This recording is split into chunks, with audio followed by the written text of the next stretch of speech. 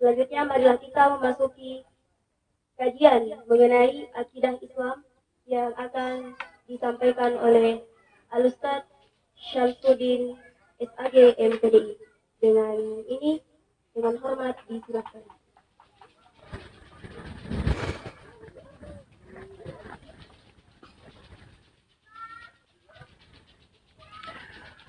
Bismillahirrahmanirrahim. Assalamualaikum warahmatullahi wabarakatuh. Alhamdulillahi rabbil alamin. Wassalatu wassalamu ala asyrafil anbiya'i wal mursalin wa ala alihi wa ashabihi ajma'in, amma ba'd. Yang kami hormati Linda Ketua MDM Kabupaten Bulukumba, saya hormati yang mewakili Dandim, saya hormati Ustaz Arman dan adik-adik, para pengurus Dai Muda, serta mahasiswa dan siswa MAN Bulukumba. Pertama-tama, mari kita senantiasa memanjatkan puji dan syukur kehadirat Allah Subhanahu wa Ta'ala. Oleh karena pada siang menjelang sore ini, Allah Subhanahu wa Ta'ala masih memberikan kita beberapa nikmat, terutama nikmat iman, sehingga kita masih dapat berkumpul di Taman Nurseri Cekeng ini untuk mengikuti kajian tematik, ya, kegiatan rutinitas kita. Salawat dan salam kita kirimkan kepada Nabi junjungan kita, Nabiullah Muhammad sallallahu alaihi wasallam. Bapak Ibu yang saya hormati dan saya muliakan, kajian kita pada kesempatan kali ini yaitu tentang rukun iman yang kedua, yaitu beriman kepada malaikat. Malaikat ini diciptakan oleh Allah Subhanahu wa Ta'ala, itu hanya diberikan akal pikiran. Dia tidak diberikan yang namanya hawa nafsu. Sehingga malaikat ini adalah ciptaan Allah yang paling taat kepada Allah Subhanahu wa Ta'ala. Apapun yang diperintahkan oleh Allah, dia tidak pernah berdosa, karena dia tidak punya hawa nafsu.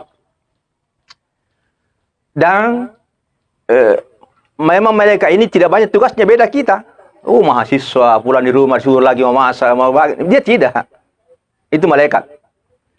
Ya, jadi dia itu taat. Ya, salah satu ketaatan malaikat ketika Allah menciptakan Nabi Adam, lalu Allah berfirman, wa iz qala rabbuka lil malaikati isjudu li adama fasajadu illa iblis aba wastakbar wa kana minal kafirin. Ketika Allah berfirman, kepada para malaikat, wahai malaikat, sujudlah kamu kepada Nabi Adam.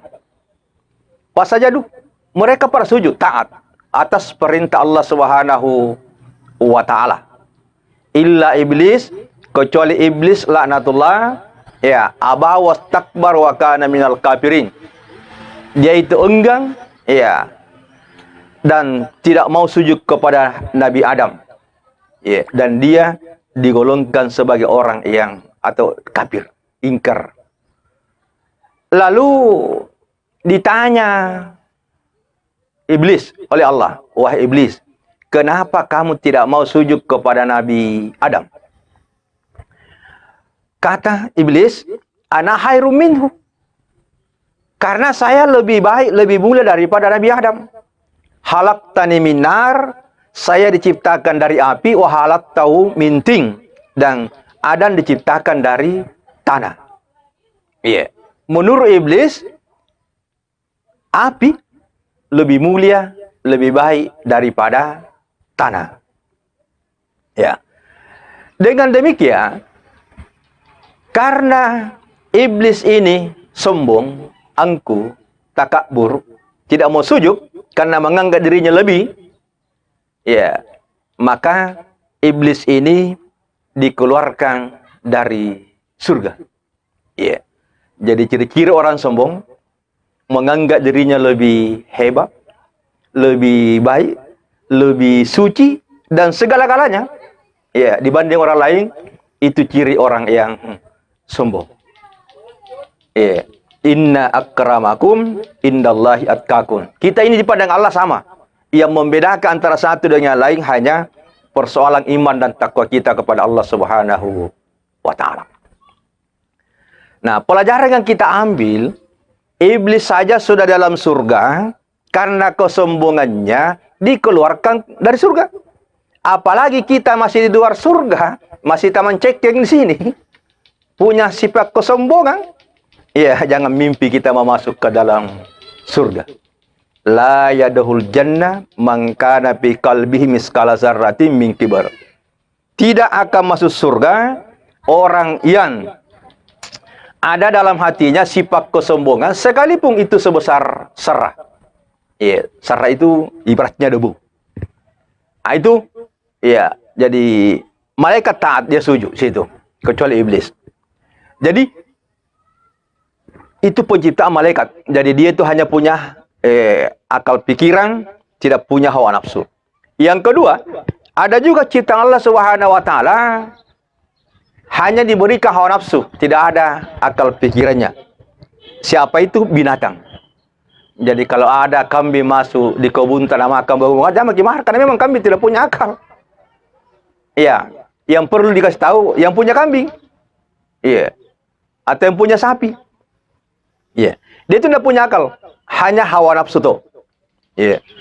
Lalu yang ketiga, ada juga ciptaan Allah itu di samping diberikan akal pikiran juga diberikan hawa nafsu. Ya, kita lah ini umat manusia. Iya. Kita ini umat manusia. Makanya kita ini Allah mengatakan, ya, laqad khalaqnal insana fi ahsani taqwim.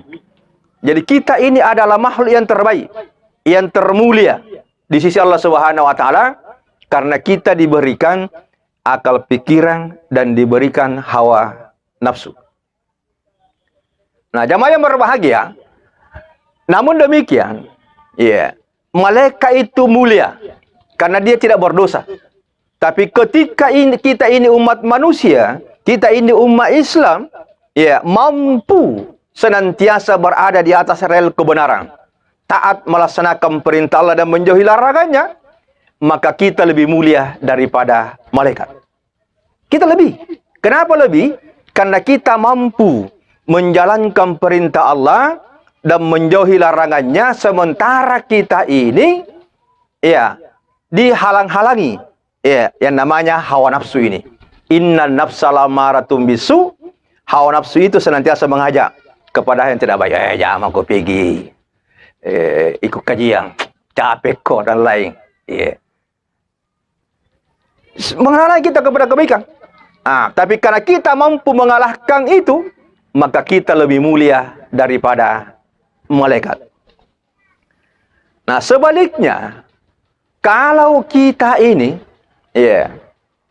senantiasa melaksanakan larangan-larangan Allah Subhanahu wa taala dan tidak mentaati perintah Allah, maka itu juga hewan itu memang hina, tapi kita umat manusia bisa lebih hina daripada binatang.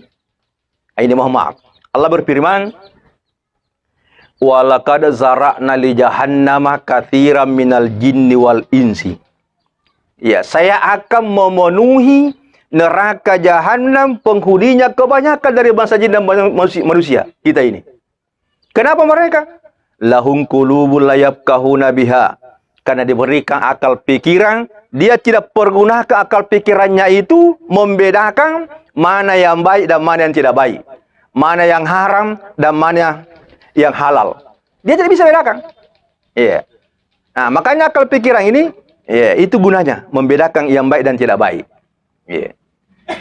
Dikasih mata, layu busrun pihak. Dia tidak pergunakan mulia, indahnya pasar cekeng, indahnya ciptaan Allah Subhanahu wa taala. Dia tidak pergunakan itu.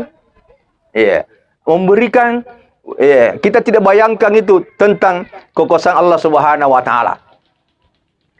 dikasih telinga, pendengaran, layas mauna biha. Dia tidak pergunakan untuk mendengarkan ayat-ayat Allah. Kita alhamdulillah, ya, sekalipun sederhana seperti ini, ya, tapi luar biasa kopinya dan membawa berkah. Kenapa? Ya, diawali dengan pembacaan Al-Quranul Karim. Ya, dan ini merupakan majelis ilmu seperti ini. Ya, ini satu tempat yang sangat mulia. Kenapa mulia? Ya, oleh karena ya, taman-taman ilmu, majelis ilmu. Ini disaksikan oleh malaikat. Ya, seandainya malaikat dilihat ini, Pak Bu, itu malaikat bersusun-susun di langit menyaksikan kita ini. Ya, lalu sebentar malaikat pulang, ditanya dari mana ke malaikat. Kata malaikat dari pasar checking, dari apa? Taman checking. Untuk apa di sana? Saya datang mengikuti kajian tematik. Ya, programnya MDN, ya, Majelis Dai Muda Kabupaten Bulukumba. Ya. Lalu Allah bertanya, apa yang diminta di sana hambaku? Ustaz Armang, Ustaz Iwan dan sebagainya, Pak Dandi. Kata malaikat, semua minta ya diampuni semua dosanya. Ya. Kata Allah, saksikan malaikat, saya mengabulkan semua permohonan hambaku yang hadir mengikuti kajian tematik di Cek Nurseri ini. Ya. Lalu ada malaikat berkata, ya Allah, ada saya lihat yang datang di situ macet-macet main HP. Kata Allah, biar main HP betul datang jauh dari Herlang, umpamanya dari Bantaeng, dari Boroloe. Iya. Ada juga tidur. Ya, enggak apa-apa tidur. Iya. Yang intinya mendatangi tempat-tempat majelis ilmu seperti ini itu merupakan tempat yang sangat dicintai oleh Allah Subhanahu wa taala karena kita akan mendapatkan ilmu. Iya. Nah, itu kita kembali. Ya, jadi bahwa kita ini diberikan pendengaran, mari kita gunakan itu.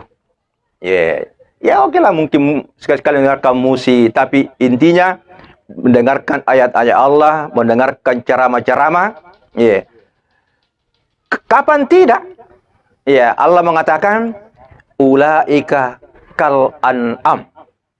Kalau kita tidak pergunakan akal pikiran kita ini dengan baik, tidak pergunakan penglihatan kita dan telinga kita di jalan Allah, ulaika kal an'am, kata Allah, mereka itu ibaratnya orang itu hanya seperti binatang.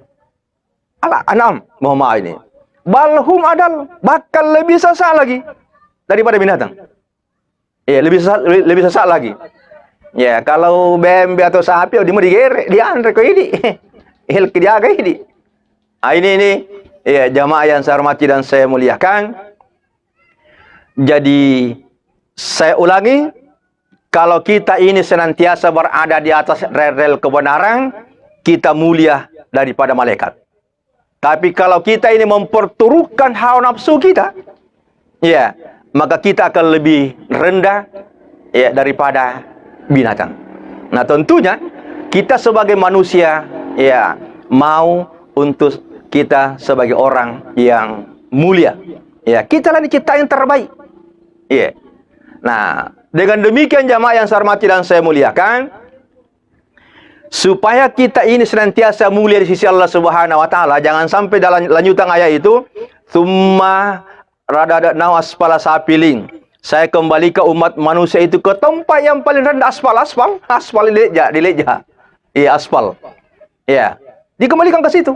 Pasti kita tidak mau orang yang hina. Ya. Orang yang tidak hina itu adalah illa amanu wa amilus shalihat.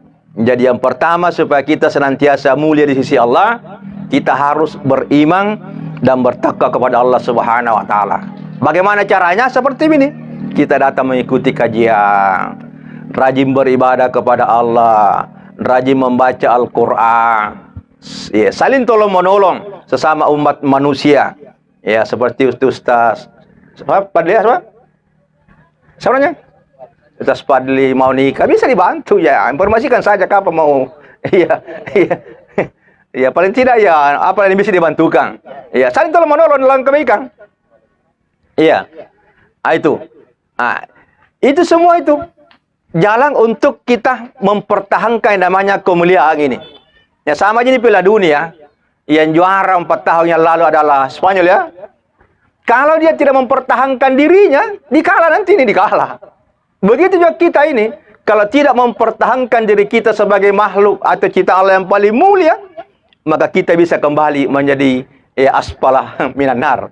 Itu tempat yang paling rendah. Jadi amanu ya wa amilus shalihat, dan memperbanyak yang namanya amal saleh, amal ibadah ya.